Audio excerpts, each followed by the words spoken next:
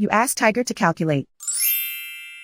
This deals with finding the midpoint between 2 points. The midpoint between the 2 points is negative 0.57.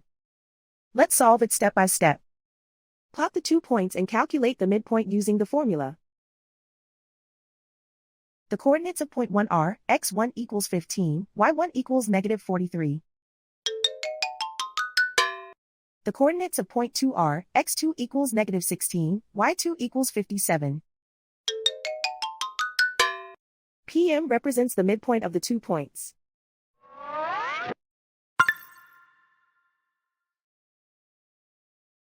Use the x values in the midpoint formula to find the midpoints x. x1 equals 15.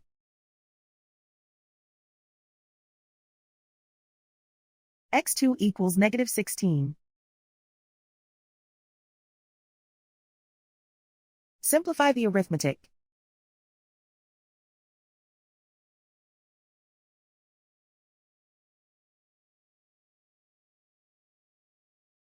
Use the y values in the midpoint formula to find the midpoints y. y1 equals negative 43. y2 equals 57. Simplify the arithmetic.